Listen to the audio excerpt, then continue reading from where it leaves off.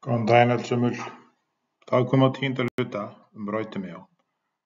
Ég er farin að sjá aðeins í endan á þessu öllu saman, en það verður líklegast eitt vídeó í viðbót.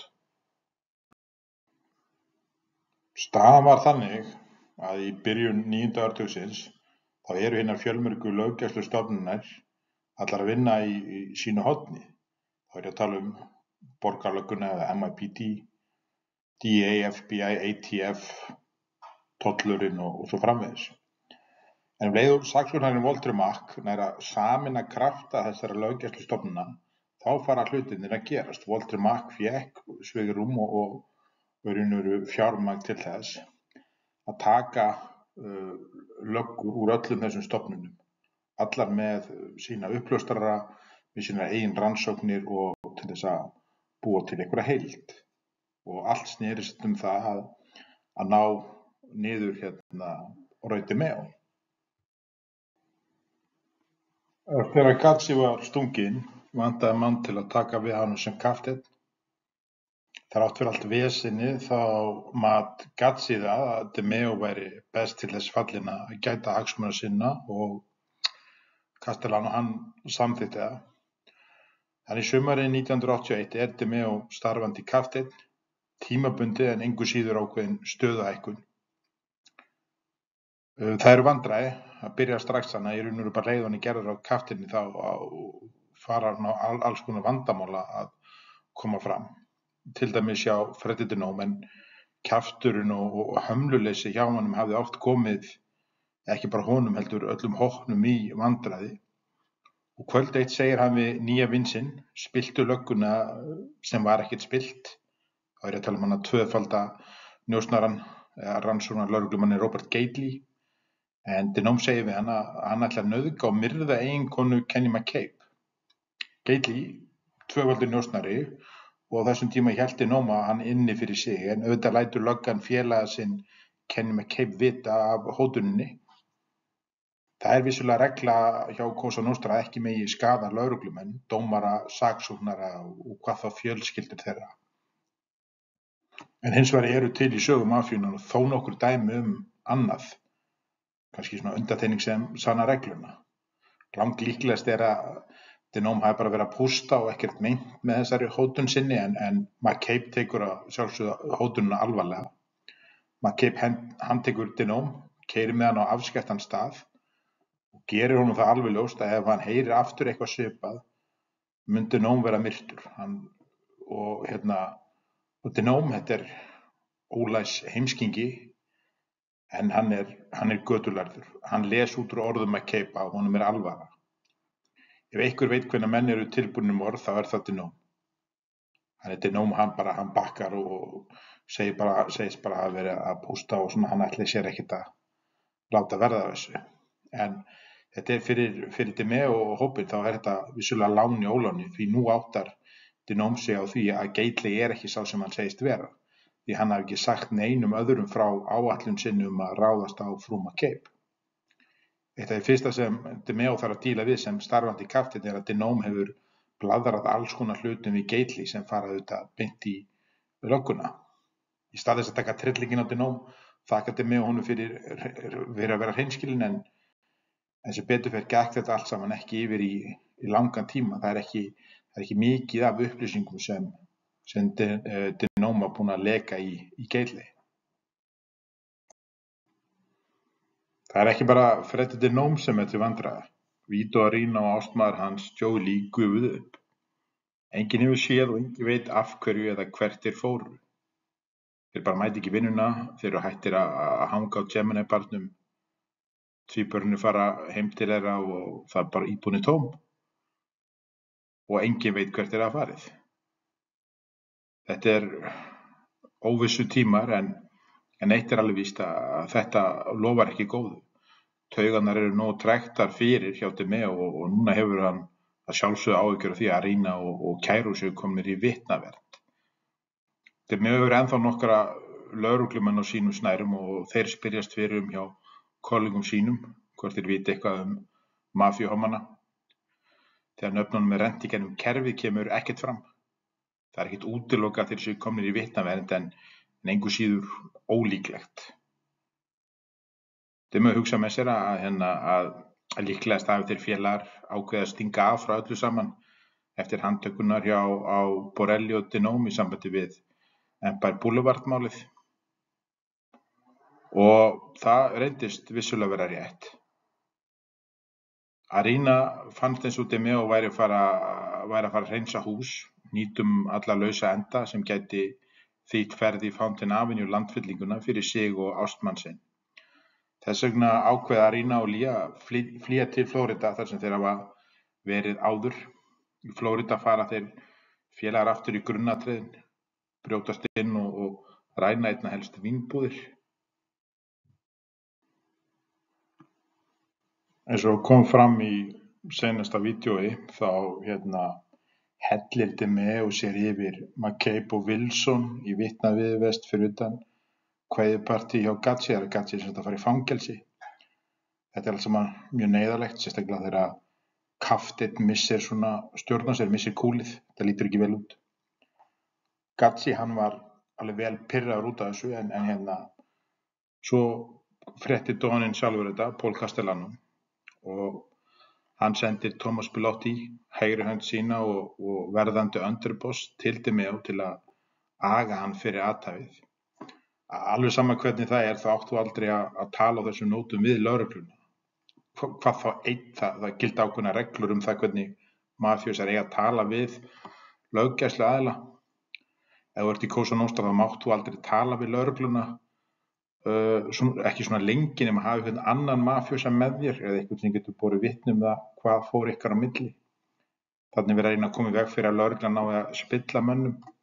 Það hafa mafíusar verið myrtir fyrir þetta að mæta til yfirheyrslu án þess að tilkynna það upp mafíupíramídan.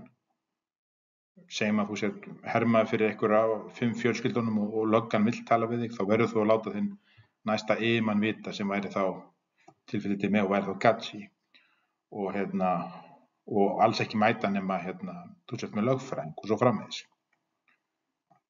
Sem afleysing fyrir Gatsi þá þarf DeMeo, kafteinninn, að vera í meiri beinum samskiptum við Castellano.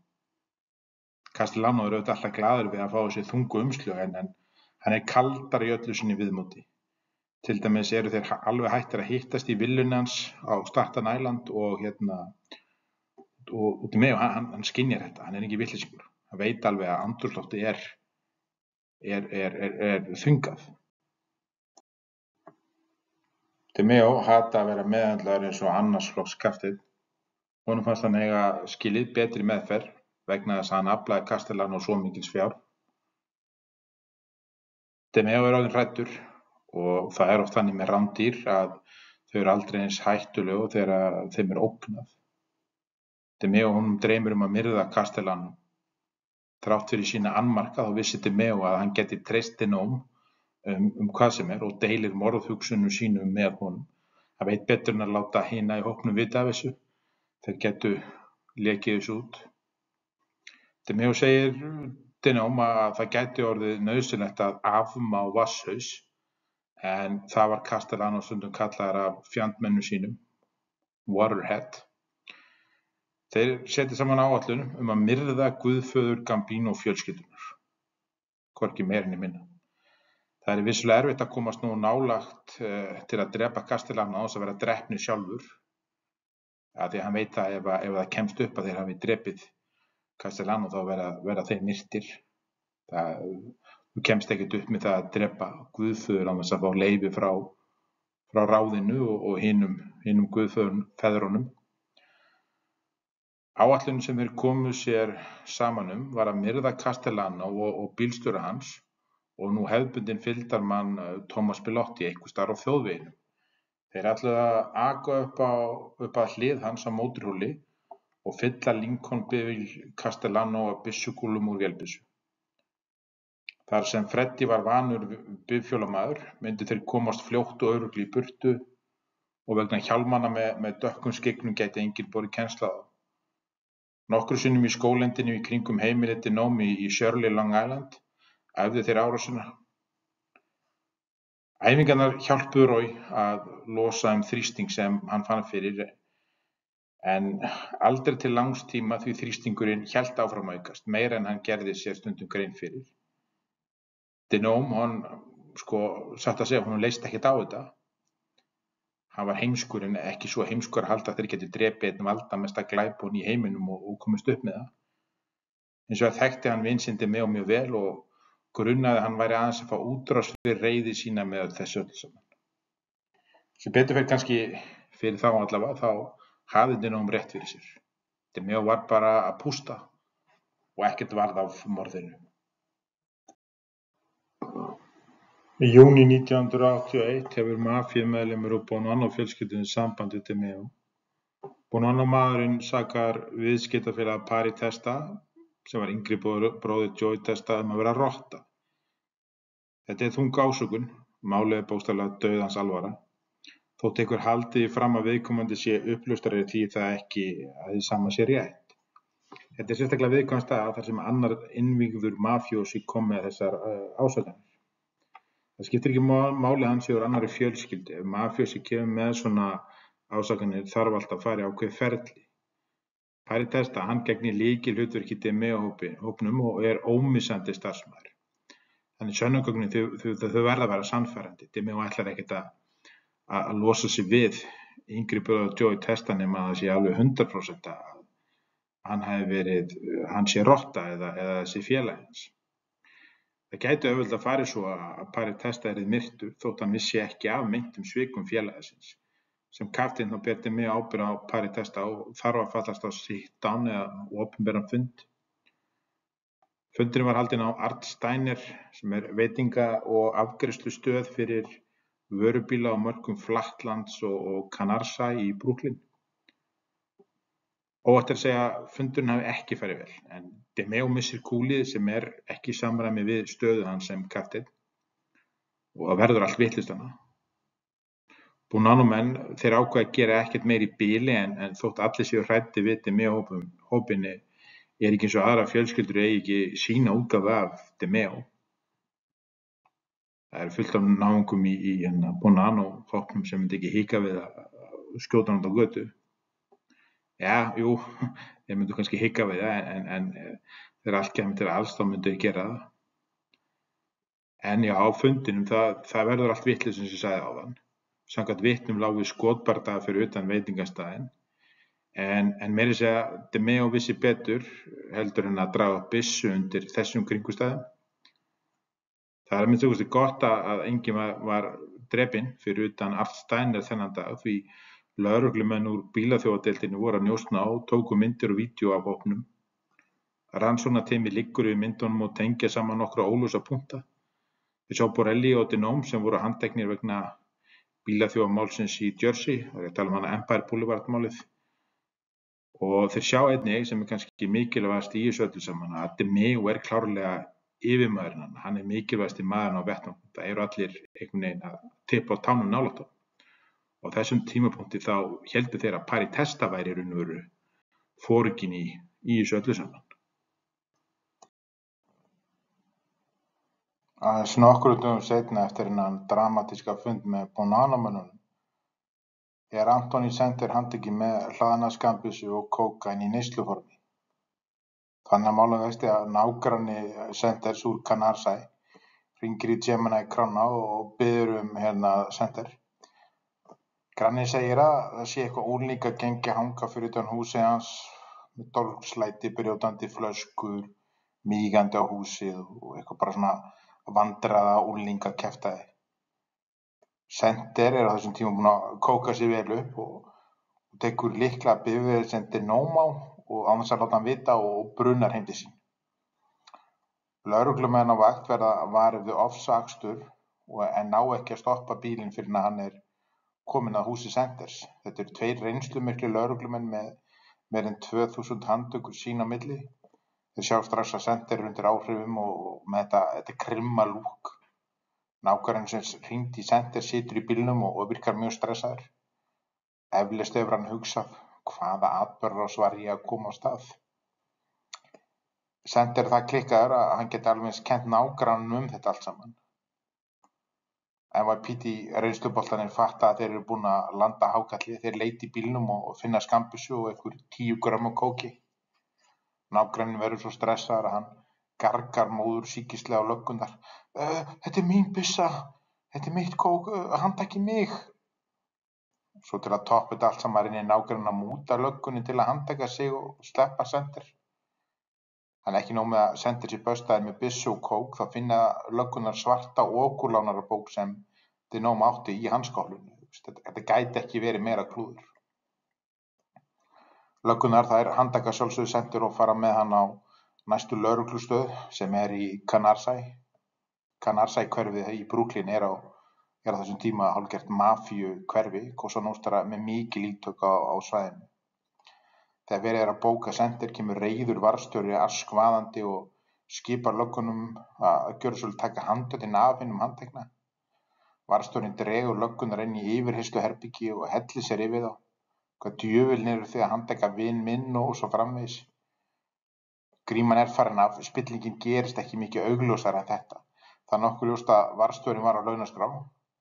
Kannski ekki endilega hjá Demeo en einhverjum Gambino félaganum. Varðstjórinn hann spillir sönnunargögnum og lætur Sender fá aftur lánabókina. Í sömu viku og hann er handtekinn er Sender sleppt með tryggingu. Málið dregst í gegnum kerfi í einhver 2 ár áður en rétta er yfir því. Mafíulögfræðingar Gambino fjölskyldunar sjá til þess að hjól réttvísarinnar snúist hægt. En spillti varðstjórinn, hann fekk að gjalda fyrir ákvörðun sína því önnur af þessum löggum sem handtók Sender fór að vinna fyrir innra eftirlit lögreglunar eða Internal Affairs.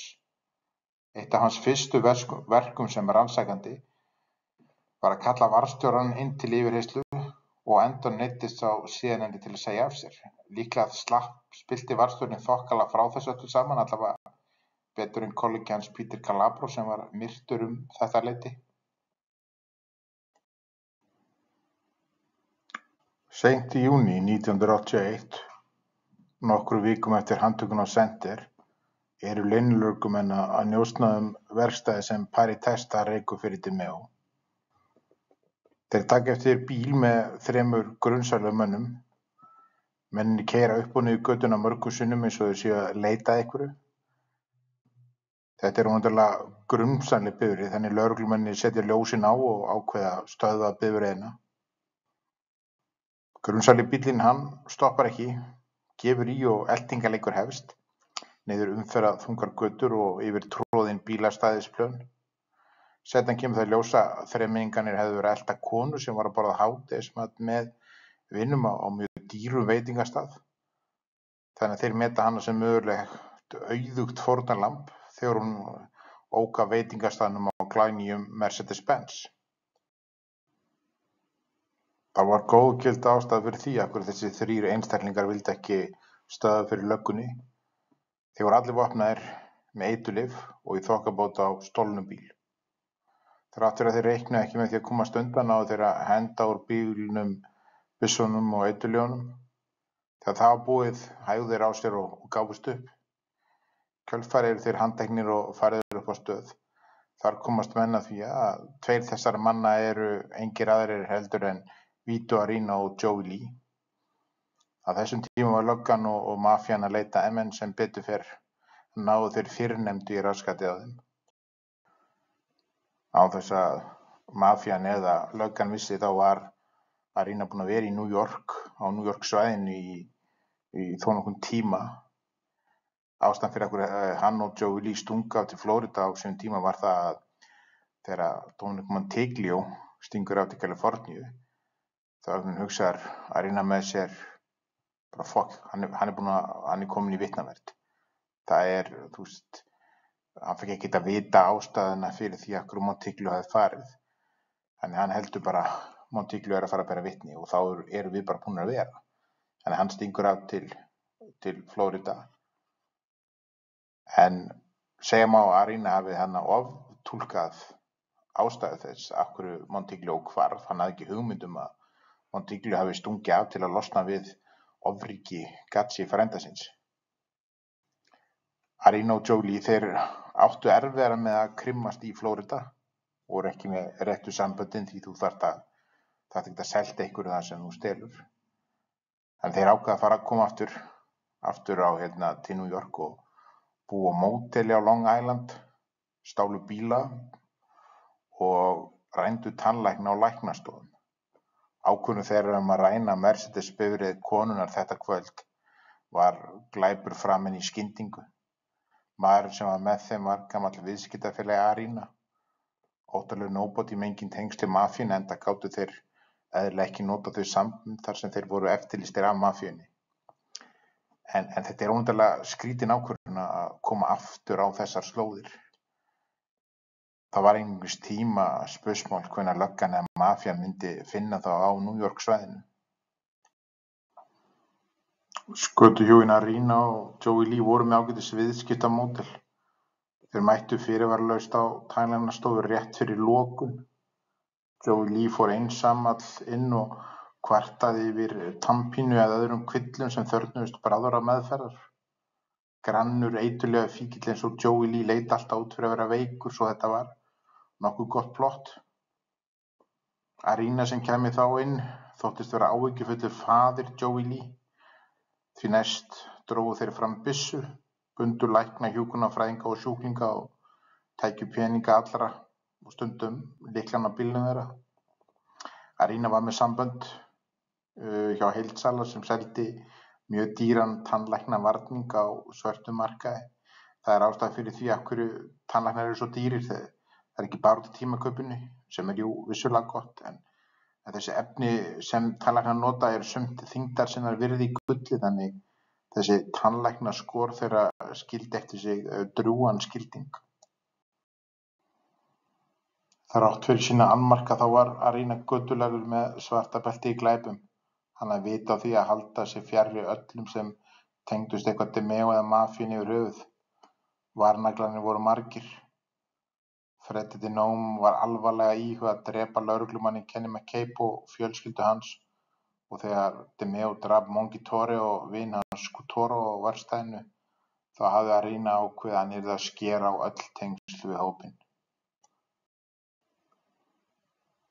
Það var ekki eins og Arena sjálfur væri einhver engill, hann þóttist aldrei vera það. Hann var kaldrifjaður morðingi sem segist einskis. Með því að losa sig við Joe Scorney þá hafði Arena myrt sig inn í innsta hring DeMeo-hópsins á mettíma. En fljótlega hins vegar þá fer að renna á hann tvær grímur. Arena varð alltaf hræddari og hræddari við DeMeo og skósvina hans. Undir það seinasta forðaðist Arena út í ystu æsari að vera einn með DeMeo, tvíburunum eða Borelli. Hann upplifði að hann gæti aldrei orðið einn af þeim eða fullgildur meðlimur. Þó tímabundið það hentaði að hafa hann. Svo var það kynhneigð Arena. Þótt DeMeo og kynferðislega ævintýragjörnum DeNome væri nokkuð sama, var samkynhneigð hans hindrun sem aðrir meðlimir hópsins komust aldrei yfir. Þeir komu fram við hann eins og hann væri utanaðkomandi. Einhvern veginn var hann minna áreiðanlegur. Þótt viðhorf þeirra væri homófóbískt þá voru ályktanir þeirra réttar í þessu tilfelli allavega. Nokkrum dögum eftir rassíuna við Empire Boulevard þá hafði Arena hringt í alríkislögregluna og boðist til þess að vera uppljóstrari.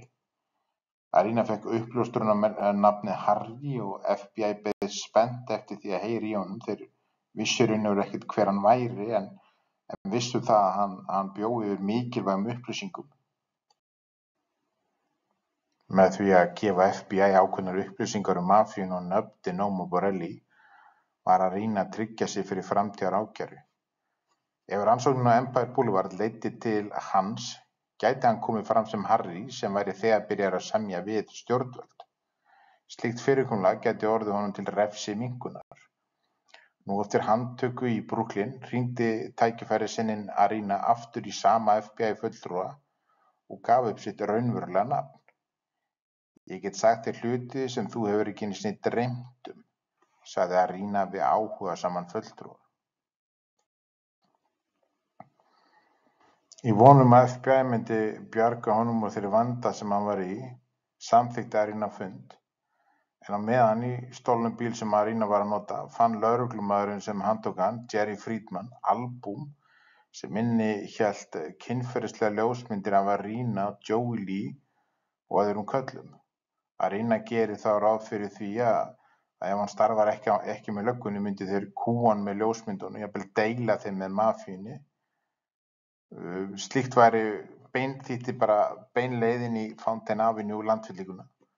Þótt DeMeo væri ekki homófób gæti hann ekki bjargað Mob Associate ef þessar myndir kæmust í umferð. Þar sem þeir eru fyrri til ákveða Arina að gerast uppljóstrari fyrir NYPD en ekki FBI. Breytir svo sem ekki öllu en maður hefði haldið að alríkislögreglan væri svona eftirsóknarverðari kostur. Lögreglan gerir sig líklega til að þjarma Arina og Joey Lee en fyrir mistök þeim báðum sleppt út gegn tryggingu. Svo virðist sem Arina hafi hætta við að minnsta kosti stungu báðir af og fundust ekki. Arina mætti heldur ekki á fundi með FBI, þannig ljóst að löggæsluyfirvöld að missa af einum mikilvægasta uppljóstrara í sögu mafíunnar. Ég held að sé alveg óhætt að fullyrða það. Auðvitað voru Kenny McCabe og félagar sturlaðir og reiðir þegar þeir átta sig á því að Arina hafi smogið úr greipum þeirra. Þetta eins mikið klúður og hægt að vera. Þeir eru samt að mjakast í rétt átt og núna áttar FBI sig á því hver uppljóstrarinn Harry og þeir gætu ekki hafa náð í feitari bita, bókstaflega. Allsherjarleit hafin, öll embætti ræst út til að finna Arina og Joey Lee. Þeir njósnu mömmur þeirra, lögreglumenn með sambönd í hinsegin samfélaginu eru sendir á stað undercover í hommaklúbba. Greenwich Village eða einfaldlega þorpið eins og heimamenn kalla hverfið eitt af sögufrægari hverfum Manhattan, New York. Hverfið hefur lengi verið miðpunktur frjálslyndis og 7. áratug síðustu aldar varð hverfið vagga samkynhneigðra réttindabaráttu. Í hverfinu fengu samkynhneigðir einstaklingar að vera svona nokkuð veginn í friði og Arina var með sambönd á svæðinu. McCabe og félagar og NYPD fínkemba Greenwich þorpið í Manhattan en Arina hvergi sjáanlegur. Enginn úr hverfinu hefur séð Arina eða Joey Lee langan tíma.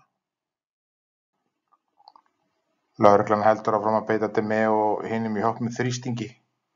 Þetta hluti af sálfræðihernaði þeirra. Ekki nóg með það að nota löggæsluaðila, þá nota þeir líka eftirlitsmenn hjá borgar- og ríkisstofnunum. Þeim skipað að taka út samkomustaði hópsins, kanna eldvarnir, bygginga og áfengisleyfi og svo framvegis. Þeir héldu áfram pirrandi eftirliti sínu og fóru fljótlega að sjá merki þess að það væri að valda því ofsóknaræði sem stefnt var að. Þegar þeir óku upp á börum og diskotökum fóru meðlimir hópsins að grípa eiginkonur, kærustur og barþjóna og þjóta brott. Sumir meðlimir DeMeo hópsins skiptu út gluggum í Mercedes eða Porsche-bifreiðum sínum fyrir reykt gler svo forvitið augnaráð gæti ekki séð inn. DeMeo-tvíburinn og Borelli eru alltaf með eiturlyf á sér og oft vopn. Þetta stressandi umhverfi og erfitt fyrir þá. Þeir eru alltaf á þessari línu bara vita af löggunni nálægt slær þá út af laginu. Þó að hann hafi haldið sig bak við tjöldin og ekki skilið eftir sér neinar beinar sannanir, var DeMeo grunaður aðild að Empire Boulevard málinu. Walter Mack og hans menn vissu að hann væri líklegast heilinn á bak við þetta allt saman. DeMeo handtekinn, tekinn í yfirheyrslu, fingraför tekin af honum og allur þessi pakki. NYPD lögreglumaðurinn Kenny McCabe og FBI félagi hans Tony Wilson handtóku DeMeo. En eins og áður hefur komið fram fóru þeir í fararbroddi fyrir þessu task force eða sameiginlegu rannsókn þvert á embætti. Þessi atburðarás var öll útpælt hjá þeim McCabe og Wilson. Þeir vissi alveg að DeMeo myndi ekki segja neitt, en þetta bara enn einn hluti í þessum sálfræðihernaði. Þeir spyrja nú út í Arina og McCabe gerir eitthvað sem orkar vægast sagt tvímælis og hefði jafnvel getað kostað Arina lífið. McCabe segir við DeMeo eitthvað þessa leið: getur þú sagt að Arina heyri okkur? Við vitum að hann vill tala við okkur, en eitthvað feiminn greyið. Já, þetta er siðlaust, en þeir vita náttúrulega að mafían var að reyna að ná í að reyna á Joey Lee, ekki til þess að tala við þá, bara til þess að myrða þá. En þetta er samt, skilurðu, þetta er alveg vel út fyrir allavega reglubókina. En allt er þetta gert til þess að slá DeMeo út á laginu og jafnvel ef Arena fréttir þetta, hræða hann aftur til þeirra. En það er alveg ljóst ef mafían hefur ekki verið að leita að þeim á þessum tímapunkti, þá er ljóst að mikill kraftur verður settur í þá leit eftir þetta allt saman.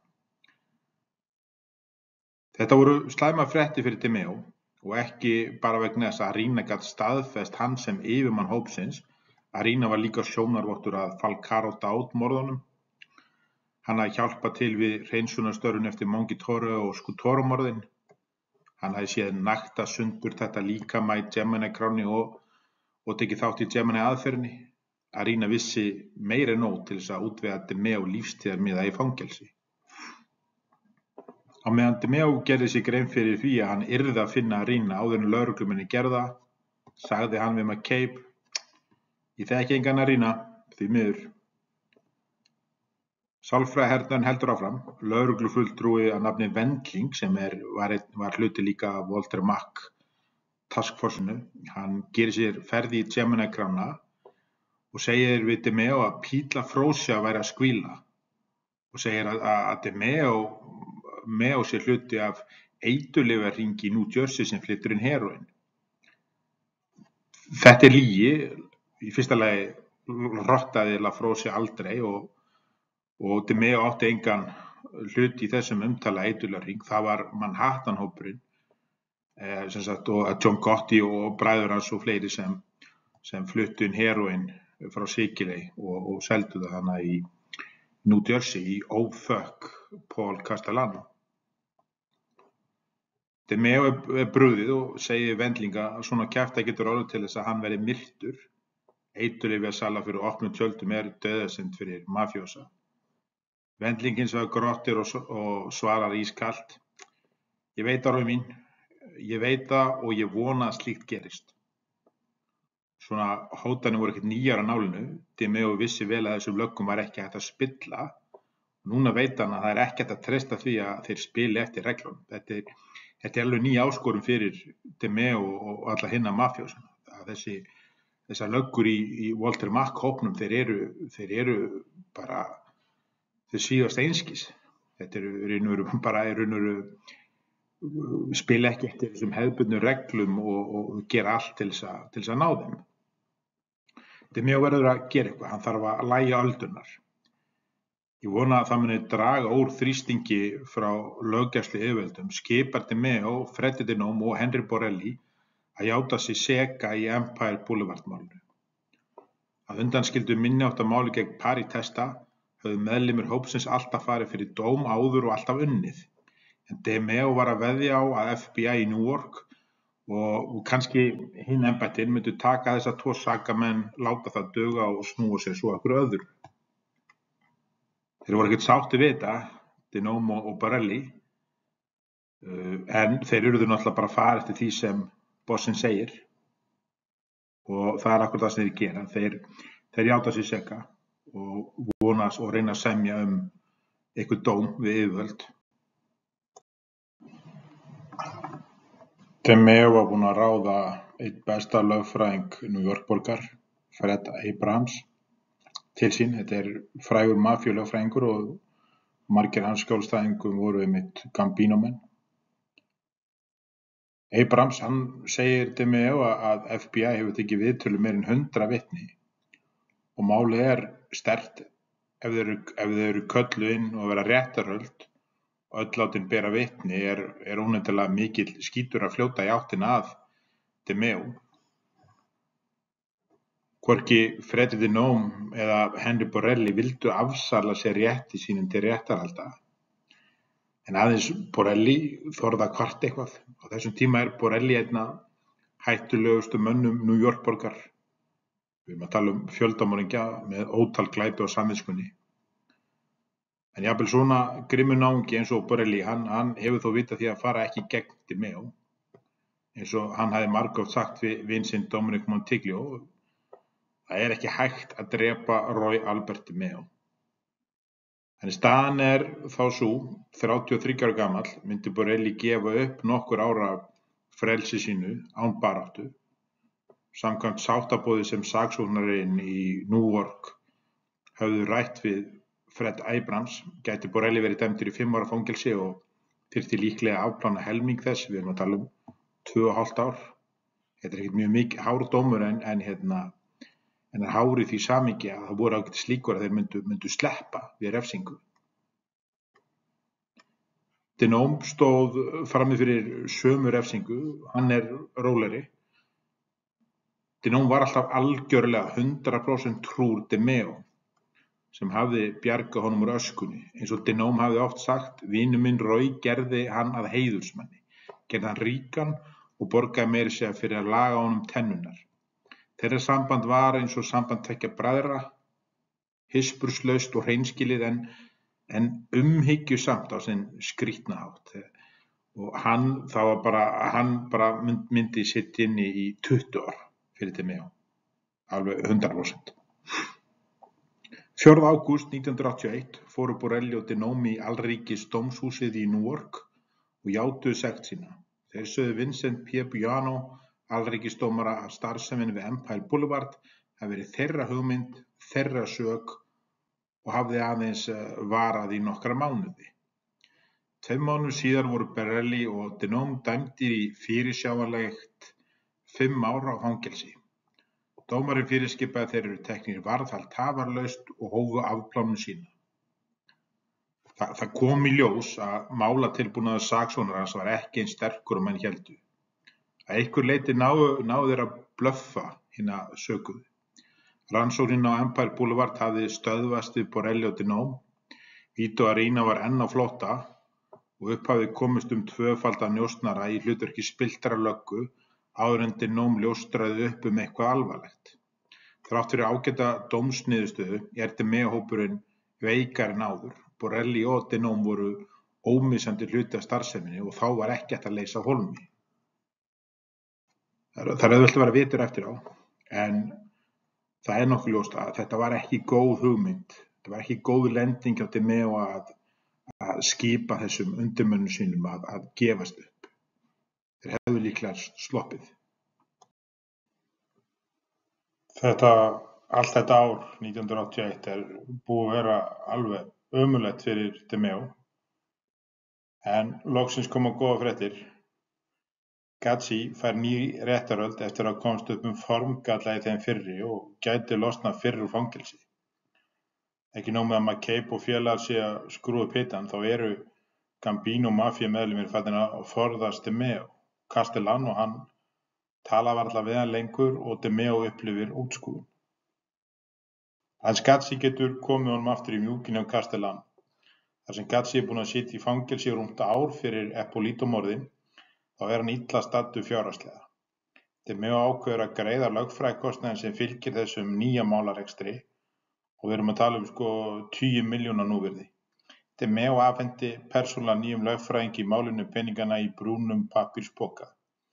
Öll lögfræðistofan sett á yfirsnúning og eina sem þeir gera hann á þessum tíma þeir eru bara með Gatsi-máli. Þegar við erum að tala einhverja 10 lögfræðingar sem vinna bara allan sólarhringinn. Við erum að finna einhverja hnökra á upprunalega dómnum. Þetta reynist vera góð fjárfesting. Nokkrum mánuðum síðan var upprunalegi dómurinn felldur úr gildi og Gatsi látinn laus úr fangelsi eftir að hafa aðeins afplánað rúmlega ár fyrir mál sem tengdist 2 morðum og tilraun til að myrða lögreglumann. Þannig þetta gríðarlega vel sloppið hjá Gatsi með við allt saman. Þegar hann kemur heim þá blásið til sigurhátíðar á veitingastaðnum Tommaso en í Brooklyn. Tommaso, þessi veitingastaður, hann ennþá opinn í dag. Þetta frægur mafíu veitingastaður. Þetta sami veitingastaður og Castellano hitti Vestísanna einhverjum árum áður. Það eru allir náttúrulega rosa ánægðir að fá Gatsi aftur heim. Hann vinnur þarna heilmikinn varnarsigur en gleðin skammvinn. Saksóknarinn Walter Mack að hlaða í hrikalega tvíhleypu réttlætis. Það algjör skítastormur koma og þetta mun bara versna hjá þeim.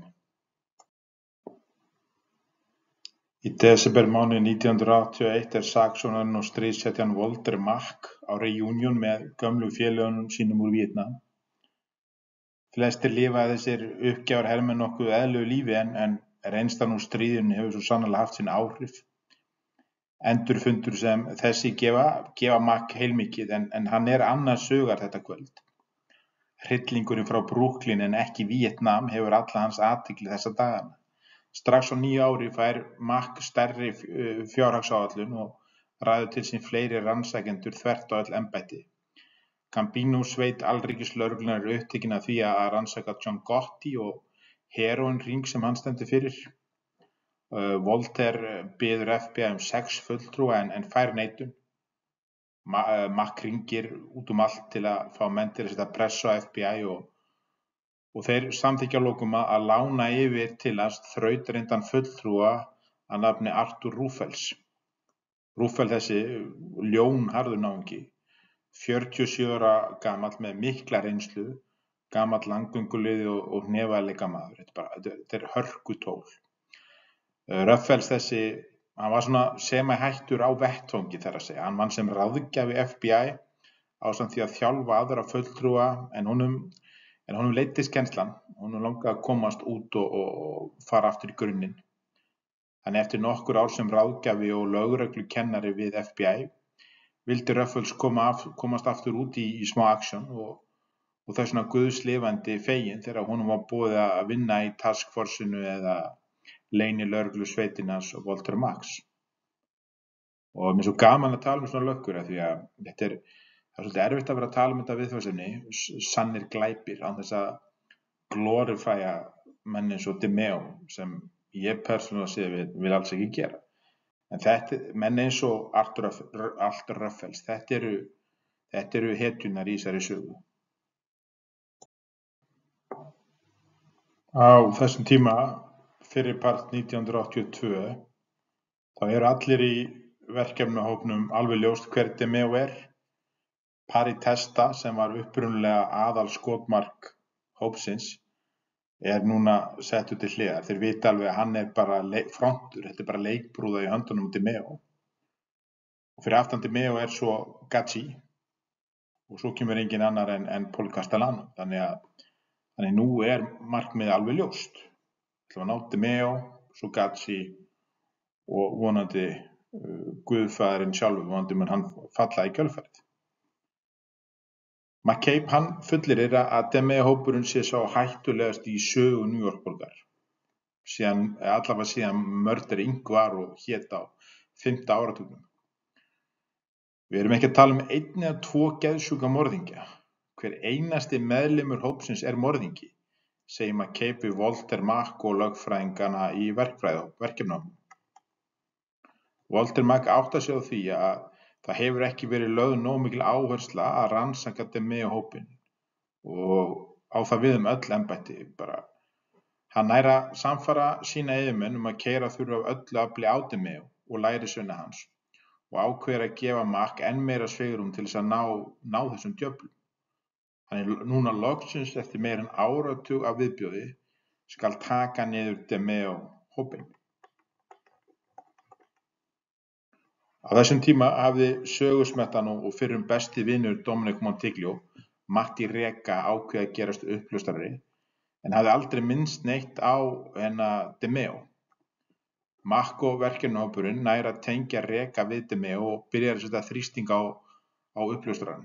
Hluti af samkomulagi við uppljóstrara eins og Reka að þeir segja allt, og þá meina ég 100%, allt frá þeim glæpum sem þeir hafa vitneskju Ef þú gleymir þegar ég kannski sé þetta í bíómyndunum, í svona samningi, ef þú gleymir að segja eitthvað sem þú hefur gert, þá getur samningurinn orðið ógildur og þú fer í fangelsi. Þannig til þess að fá svona friðhelgi, þá verður að segja allt sem þú hefur gert. Í gegnum vinnu sína með DeMeo, en þó aðalega Montiglio, þekkir Reka allar sögunar. Þótt hann hafi sjaldnast verið á staðnum getur hann tengt saman marga punkta fyrir yfirvöld. Skyndilega hafði Mack einstakling sem gat borið vitni áður óþekkta þætti málsins, umfangsmikla okurlánara starfsemi DeMeo og það dramatíska af öllu morð. Reka hafði heyrt parið Testa tala hvernig DeMeo hafði skotið ungling sem vann hlutastarf sem ryksugsali. Morðið tengdist kókaínráni þar sem fórnarlambið var ranglega talið vera kúbanskur leigumorðingi. Þá er náttúrulega að tala þegar Chris Rosenberg fer til Flórída og drepur kúbmennina. Reka gaf einnig upp deili á einstaklingi sem enginn hafði borið kennsl á enn, þó hann kæmi fram á mörgum eftirlitsmyndum sem Walter skoðaði. Þarna er Reka að tala engan annan en Dominic Montiglio. Reka sagði að fyrir utan Gaccio DeMeo vissi Montiglio meir gengi en nokkur annar. Eftir því sem málið var umfangsmeira hóf Mack að rannsaka viðeigandi alríkislög sem hægt væri að ákæra sakborninga undir ef verkefnahópurinn fengi nægar sannanir til að biðja kviðdóm að gefa út ákærur. Þá er ég að tala þessi frægu RICO-lög. RICO-lögin sem standa fyrir Racketeer Influenced and Corrupt Organizations Act voru samþykkt af bandaríska þinginu árið 1970 sem hluti af baráttu stjórnvalda gegn skipulagðri glæpastarfsemi. Lögin voru byltingakennd að því leyti að þau gerðu saksóknurum kleift að sækja til saka ekki aðeins einstaklinga fyrir ákveðna glæpi, heldur heilu glæpasamtökin fyrir minnstur ólöglegrar starfsemi. Áður en RICO-lögin komu til sögunnar gátu glæpaforingjar eins og Castellano oft haldið sig fjarri beinni aðild að glæpum en gefið fyrirskipanir í gegnum undirmenn. Þetta gerði yfirvöldum nánast ómögulegt að tengja foringjana við glæpina. En RICO breytti leikreglunum. Nú var hægt að sækja til saka alla meðlimi glæpasamtaka fyrir glæpi sem framdir voru í þágu samtakanna. Jafnvel þó þeir persónulega hefðu ekki framið glæpina sjálfir. Þú ert sem sagt samsekur. Málið gegn til dæmis John Gotti, einhvern tímann upp úr 1990, var skólabókardæmi árangursríka notkun RICO-laganna. Saksóknarar gátu sýnt fram á minnstur glæpa innan Gambino fjölskyldunar, þar á meðal morð, fjárkúgun, fíkniefnaviðskipti, ólöglega fjárhættuspilun og peningaþvætti. Ólíkt fyrri réttarhöldum gat Gotti ekki komist undan með því að hóta vitnum eða múta embættismönnum. RICO-lögin hafa verið notuð í fjölda mála gegn öllum 5 New York mafíu fjölskyldunum, glæpagengjum, spilltum stéttarfélögum og jafnvel gegn fjármálabrotum á Wall Street. RICO-lögin hafa breytt í hvernig Bandaríkin berjast gegn skipulagðri glæpastarfsemi og sýnt að enginn, ekki einu sinni John Gotti, The Teflon Don, er ósnertanlegur.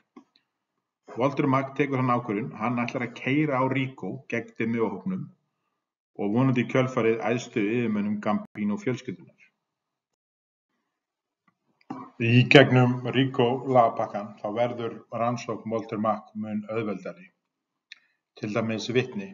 Þú ert með einhvern uppljóstrara, það þarf að koma út úr bænum í svona safe house og þú þarft að borga honum jafnvel einhvern pening og svona. Þetta er allt mun auðveldara ferli í gegnum RICO. Sömuleiðis með eftirlit, símahleranir og menn að setja staðsetningarbúnað í bíla og annað slíkt. Gegnum RICO mun auðveldara. Þannig segja má í raun og veru að ef RICO-lögin, þetta er ákveðið verkfæri sem er búið að móta til þess að ná náungum eins og Roy DeMeo, Nino Gacci og Paul Castellano.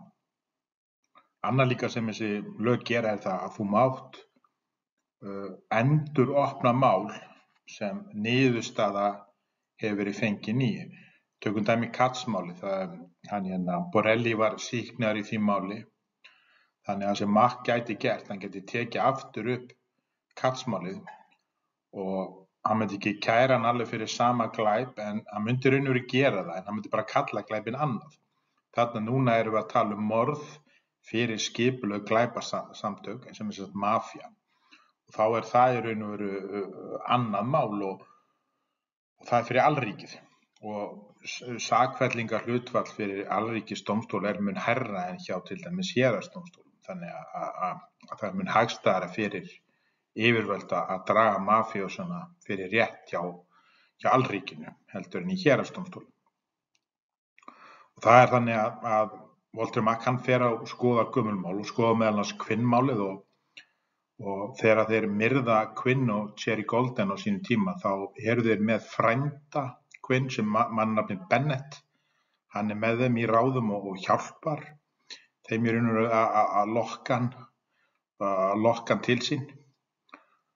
Þeir og Walter Mack sér að Bennett er uppljóstrari hjá FBI en einhverju hluta vegna hefur hann aldrei talað neitt DeMeo eða Gambino-mafíuna.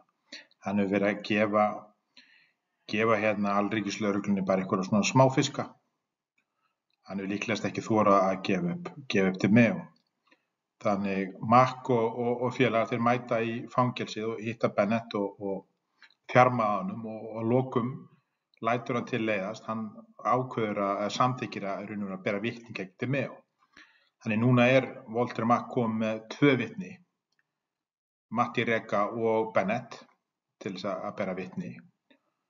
Og þetta lítur bara vel út. Og þeir sjá það núna alveg, Bennett staðfestir það í raun og veru sem Vito Arena sagði áður en hann stakk af og það sem Matti Rega sagði líka. Hann segir hverjir eru aðalkallarnir og Pari Testa sem rannsóknin upprunalega miðaði við. Hann er ekkert ofarlega í píramídanum. Við erum að tala þetta er fyrst og fremst Roy DeMeo, bara foringinn. Svo erum við að tala Borelli, tvíburana og Pete LaFrosia. Þetta er einhverjir 6 gaurar sem eru svona aðal náungarnir í þessu og rannsóknin miðar fyrst og fremst á þessum 6 gaurum að bara reyna að ná þeim. Þeir eru konum með þessi 2 fínu vitni. Það er náttúrulega Matti Rega og Joseph Bennett. En nú er bara að ná Arena. Þeir vita það að með Vito Arena líka borð þá er þetta bara ekki rothögg fyrir DeMeo. Þannig Walter Mack teimi þeir elta upp í vísbendingar Vito Arena allt land. Þó þeir teldu nú samt líklega að hann og Joey Lee væri á New York svæðinu þar sem fleiri læknar og tannlæknar hefðu verið rændir af mönnum sem pössuðu við lýsingu þeirra aðferðir og verklag. Þetta var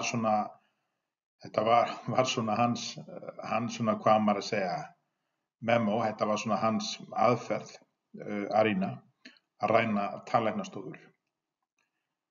DeMeo hann tekur líka eftir því að það er komin meiri kraftur í leitina Arena, götuna að tala og fjöldinn allur að krimum kvarta yfir ágengnum alríkisfulltrúum að spyrja Arena. Tíminn er að renna út fyrir DeMeo og hann veit að hann er búinn að vera ef Arena flippar ofan á allt. Í maímánuði hringir uppljóstrari í McCabe og segir að DeMeo sé á snæðingi með Arena í veitingahúsi í Canarsie. Á þessum tíma hefði McCabe skorið sig illa á fæti og gekk með staf. En við þessar fréttir rauk hann á stað út í bíl ásamt öðru fulltrúa. Keyrt var í forgangi yfir á veitingahúsið þegar þar var komið DeMeo og tvíburarnir að borða með manni sem jú var ansi þéttur en engin Vito Arena. Mafjósarnir horfa hissa á McCabe og taka eftir því að það lekur blóð niður löppin á honum. Þeir fara að hlæja og bjóða lögguna að borða með sér en McCabe segist vera að leita að Arena. DeMeo segist ekki að sé Arena í meira en 10 mánuði sem var reyndar rétt. McCabe og félagar hans fara vonsviknir aftur á skrifstofuna en fyrir ótrúlega tilviljun þá var Arena og Joey Lee í húsi hinum við götuna og horfðu upp á allt hafarið. Þetta er alveg lygilegt sko. En það er alveg ljóst að New York er stór borg en þeir geta ekki falið sér mikið lengur fyrir lögreglunni og mafíunni. Snemma kvöldi 4. júní 1982 þegar vonskuveður gekk yfir Long Island ók stolinn bíll með 2 svöngum mönnum innanborðs inn á bílastæði Good Earth veitingastaðsins í Terville. Vito Arena og Joey Lee stigu út og fóru inn til að fá sér kínverskan mat. Eftir að sloppa undan réttvísinni ári fyrr höfðu Arena og Joey Lee rætt fyrirbyggjandi árás gegn DeMeo. En ákváðu að sleppa því eins og Henry Borelli sagði alltaf, það er ekki hægt að drepa DeMeo. Þeir eru að finna ykkur aðra lausn. En hver er sú lausn eiginlega? Já, það er þegar stórt er spurt, en ljóst er að dúóið er þarna í ákveðnu limbói. Þeir geta satt löggunni að halda kjafti og neita allri samvinnu, en ef einhver með tengsl við Gambino fjölskylduna nær raskata þeim, og við erum að tala þarna sko, þúsundir glæpamanna í þessu samhengi, ef þeir ná í þá allt búið. Þú talar ekkert við gauðra eins og Demeo. Ljósin slökna og í besta falli snöggur dauðdagi, en líklegast eru þeir báðir pyntaðir til bana. Þeir eru búið á móteli nálægt veitingastannum og haldi áfram að gera það sem þeir gera best, að ræna tann- og læknastofur, hvenær sem þá vantaði pening. Þeir voru ekki aðeins eftirlýstir af rannsóknarhópnum, heldur einnig af ránsdeildum í Nassau-sýslu og Brooklyn. Það eru bókstaflega allir á eftir þeim. Þrekvaxin Arena og grannur Joey Lee voru eftirminnilegt og skrítið par. Og næstum allir lögreglumenn á New York svæðinu höfðu séð myndir af þeim. Þar á meðal Steve Marks, NYPD lögregluþjónn á frívakt, sem þekkti þá þegar þeir gengu inn í Good Earth og settust á borð aðeins nokkra metra frá löggunni og fjölskyldu hans. Það sem mér finnst svo skemmtilegt við þetta þema, sem sagt sönnsakamáli eða true crime genre, er mannlegi þátturinn. Þetta eru ýkjurnar miklar og oft er farið frjálslega með staðreyndir. Það er óumflýjanlegt. En þetta raunsæi sem skín í gegn og sér í lagi þegar mannlegir brestir opinbera eitthvað sem er stundum jafn broslegt og það er sorglegt. Þennan eftirmiðdaginn er rannsóknarlögreglumaðurinn Steve Marks úr ránsmáladeildinni á leiðinni ásamt fjölskyldu sinni að horfa á New York Yankees spila. Þegar skyndilega kemur svona hálfgerður hitabelti skúr, því sem hefur búið í Bandaríkjunum kannast við svona rigningu. Stendur oft stutt yfir en gríðarlega hörð og eru gegnblautur á örfáum sekúndum. En allavega fjölskyldan ákveður að leita sér skjóls og fá sér borð á Good Earth veitingastannum. Þegar sest er niður, byrjar yngsti meðlimur fjölskyldunar að stara á mann sem virðist glíma við verulega ofþyngd. Mamma þarf að sussa á strákinn þegar hann segir hátt og snjallt: "Vá! Sjáið kallinn hann að éta." Börn segja jú víst alltaf sannleikann og einstaklingar í líkamlegu ástandi eins og Vito Arena stóð mun meira út úr heldur árið 1982 en það myndi gera í dag. Þetta var mjög óvanalegt að sjá svona ofboðslega feitan mann á þessum tíma. Lögreglumaður Marks er pirraður, bæði út í veðrið og hreinskilinn son sinn. Marks er nýbúinn að panta þegar hann horfir betur á borðið sem hinn íturvaxni maður situr við. Hann áttar sig á því að þetta er engin annar en Vito Arena, eftirsóknarverðasti glæpon Austurstrandarinnar. Gallinn er bara sá að Marks er vopnlaus í stuttbuxum, hafæskyrtu og sandölum. Enginn maður með viti myndi setja fjölskyldu sín í hættu, þannig Marks stendur upp og hringir á aðstoð. Það er föstudagskvöld, umferðin er mikil og það gæti verið langt í aðstoð. Marks sest niður og reynir að halda kúlinu. Fylgist með þeim Arena og Joey Lee án þess að vekja á sér of mikla athygli. Eftir 20 mínútur biður Arena reikninginn. Hvað nú, hugsa Marks, þá akkúrat kemur inn rannsóknarlögreglumaður sem Marks þekkti. Þeir fara afsíðis og ákveða að láta til skara skríða. 2 lögreglumenn á móti 2 kröfum mætti að vera jafnleikur nema að bara annar lögreglumaður er vopnaður. Marks og félagi hans ákveða að taka sénsinn. Þeir stoppaðu á leiðinni út, öskra, freeze police og allt þetta helsta. Arena og Joey Lee veita enga mótspyrnu. Aðeins mínútu seinna kom einhverjir 6 lögreglubílar, þannig Marks hefði alveg getað beðið aðeins. Þrátt fyrir að vera hæst ánægður með handtökuna geta löggunnar ekki gert annað en hlæja að Mark og sandölunum hans. Meira þess að Arena sjálfur fór að hlæja. Kannski var þetta ákveðin léttir fyrir Arena. Það er eflaust vel taugatrekkjandi að vera á flótta undan bæði lögreglunni og mafíunni. Walter Mack og hans menn byrja að þjarma að parinu. Joey Lee brotnaði strax saman og lofaði að vera samvinnuþýður. Það tók nokkrar klukkustundir að sannfæra Arena en að lokum samþykkti hann að vinna með lögreglunni en með einu ófrávíkjanlegu skilyrði. Arena, sem hafði alltaf fyrst og fremst hugsað raskandi á sjálfum sér, vildi ekki styttri dóm eða friðhelgi. Eina sem hann vildi var að hann og Joey Lee yrðu klefafélagar alveg burtséð frá því hver dómurinn yrði. Lögreglumaðurinn og NYPD-goðsögnin Joseph Coffey stjórnaði yfirheyrslunum og hlustaði með viðbjóðssvip á Arena lýsa því grátandi hvað hann elskaði Joey Lee og myndi allt fyrir hann gera. Coffey bara gamla skólanum, hann bara þoldi ekki þessa gaura. Jú, hann var með væntanlega einhverja fordóma, en hann var tilbúinn að setja þessa fordóma til hliðar svo lengi sem hann myndi ná í DeMeo. En staðan sem sagt sú, nokkru dögum eftir handtöku í júnímánuði 1982 Arena orðinn uppljóstrari. Í gegnum net sitt af spilltum lögreglumönnum frétti DeMeo þetta mjög fljótlega og reynir að nálgast Arena með öllum mætti. Saksóknarinn Walter Mack hins vegar búinn að sjá til þess að enginn, og þá meina ég enginn, geti nálgast Arena og Joey Lee nema hans lögreglumenn. DeMeo fucked, við skulum bara segja það eins og það er. Arena veit hvar líkin eru grafin og þetta klárlega mesta krísa sem DeMeo hefur staðið fyrir.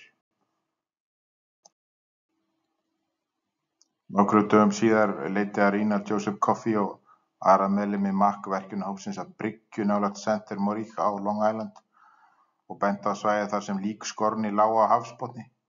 Scorny var 28 ára gamall bílaþjófur sem var myrtur 78 með skotvopni og sleggju af Vito Arena og Richie Denome eftir hann hafnaði því að taka þátt í bílaþjófastarfsemi DeMeo. Að því loknu var líkinu komið fyrir í tunnu sem var fyllt með steypu og fleygt út af bryggjunni. Kafarar leituðu í nokkrar klukkustundir áður en þeir fundu tunnu fulla af steypu. Þeir ná tunnunni upp á land og byrja að saga hann í sundur og þeir eru að saga hann í gegnum eitthvað svona blanda af stáli, steypu og líkamsleifum. Þetta náttúrulega allt saman mjög ógeðslegt og það alveg þekkt með lögreglumanna að sumir af þeim finnst gott undir svona aðstæðum þar sem það ákveðinn harmleikur í gangi, sem að sé slys og það líkams hlutar út allt og þá eru menn oft að segja sín á milli svona grófa brandara. Þetta virkar fyrir suma einhvern veginn að ná að horfa í gegnum allan viðbjörn sem þeir þurfa að takast á við. Og þetta akkurat það sem Coffey gerir. Hann segir þarna í þessu samhengi að þetta í fyrsta skipti sem ég sé slökkviliðsmenn gera krufningu. En Coffey þarna, hann þótti vera mjög orðheppinn. Coffey hann einn af fyrstu lögreglumönnum sem náði svona að nýta sér fjölmiðla. Til dæmis þegar hann var að eltast við Son of Sam, þá notaði hann mikið fjölmiðla og til að reyna að koma ákveðnum skilaboðum á framfæri. Og Coffey einmitt maðurinn sem gaf Vestis nafnið.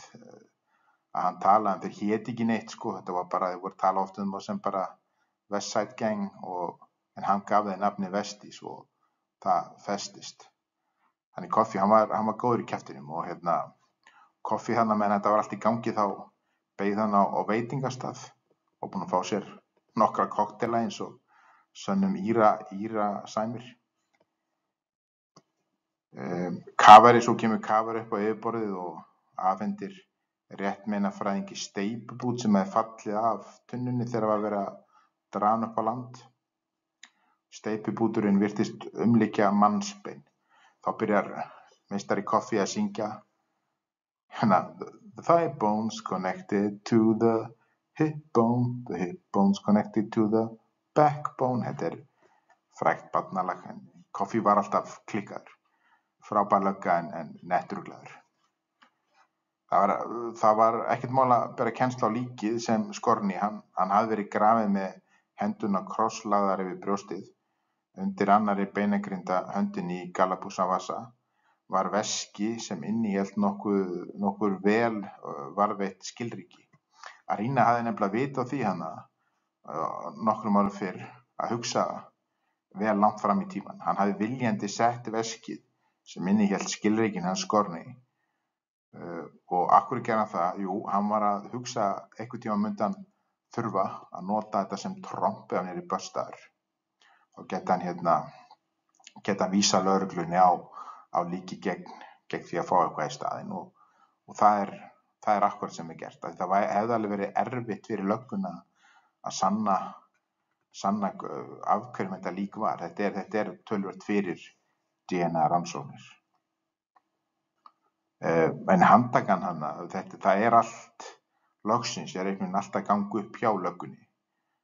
Handtakan á Arena var eins og skyndilegt ljós í myrkru mygluðu herbyggi sem sendir meindirinn hlaupandi í holur sínar. Það urðu nefnilega allir skítræddir hvað gerist næst. Í þeirri trú sem var reyndar röng á þessum tímapunkti að þeir eru handteknir taflaust hurfu DeMeo flestir úr gengi hans skyndilega frá Gemini-kránni og öðrum uppáhaldsstöðum sem þeir voru vanir að stunda. DeMeo hélt sig jafnvel frá heimili sínu. Þetta hátterni styrkti trú Mac og félaga að þetta væri allt saman rétt hjá Arena. Þeir allt í einu bara hverfa, þeir allt í einu hætta að hanga á Gemini-barnum, þeir hætta að fara á diskotekin, þeir eru allir bara einhvern veginn heima með dregið fyrir einhver svona felustöðum. Þeir eru ekki alveg tilbúnir strax í að handtaka DeMeo, en sálfræðihernaðurinn heldur áfram. Þeir eru að vonast eftir því að DeMeo fari á taugum, komi til þeirra og gefi þeim Nino Gacci og náttúrulega vonandi og Paul Castellano. Það er stærsti hákarlinn, Paul Castellano, þannig að þeir eru ennþá að vonast eftir því. Ég vonum að auka þrýstingin á DeMeo heima fyrir. Hringir Kenny McCabe í Gladys DeMeo og segist hafa áhyggjur af eiginmanni hennar, þar sem hann hefur ekki sést upp á síðkastið. Gladys segir einfaldlega, já, ég skal láta hann vita að þú hafðir samband. Hún segir þetta með svona kæruleysislegum tón sem McCabe þótti vera óviðeigandi undir þessum aðstæðum. Nokkrum dögum síðar þegar DeMeo var enn á flótta fer McCabe að heimili þeirra til að afhenda stefnu. Gladys neitaði að koma að dyrunum. Settu það bara í póstkassann, sagði hún þreytulega frá glugga á annarri hæð. McCabe var það ljóst að heimilislífið á DeMeo væri ekki gott. Viðbrögð frú DeMeo voru mjög ólík og hjá hinum mafíu eiginkonum. Tökum dæmi Rose, eiginkonu Nino Gaccis. Rose var á gamlaskólanum, stóð með sínum eiginmanni í gegnum hvað sem er og urraði á lögguna við hvert tækifæri. Þetta gæti unnið með rannsókninni, hugsaði McCabe, ef DeMeo fengi ekki mikinn stuðning heima fyrir, gæti hann orðið enn óstöðugri eftir því sem þrýstingurinn eykst. Castellano auðvitað fréttir þetta og viðbrögð hans rannsóknina á DeMeo var fyrirsjáanleg. Hann fer strax haustið að skoða hvernig best væri að myrða DeMeo og leysa pópinn. FBI-hópur Gambino var meðvitaður viðbrögð Castellano vegna rafræns eftirlits sem stofnunin var með gagnvart gengi John Gotti í Queens. Viku eftir handtökuna á Arena tóku þeir upp samtal þar sem Gene, bróðir Gotti, sagði öðrum meðlimi gengisins að guðfaðirinn hefði kallað John Gotti á fund og svona gefið þetta til kynna hvort að hann væri tilbúinn að drepa DeMeo ef hann færi að brotna. Gene Gotti bætti við að bróðir sinn væri varkár með að taka við verkefnum að ráða DeMeo á dögum þar sem hann væri með her af morðingjum í kringum sig. FBI tók einnig eftir því að Gotti var að reyna að nálgast DeMeo meira en hann hafði gert áður. Ef til vill hafa þeir talað að eini möguleikinn að drepa DeMeo væri að komast nógu nálægt honum, fá hann til að treysta morðingju sínum. Þá er 10. hluti búinn. 11. hluti kemur vonandi fljótlega og verður það seinasti hlutin í umfjöllun minni. Takk fyrir í bili.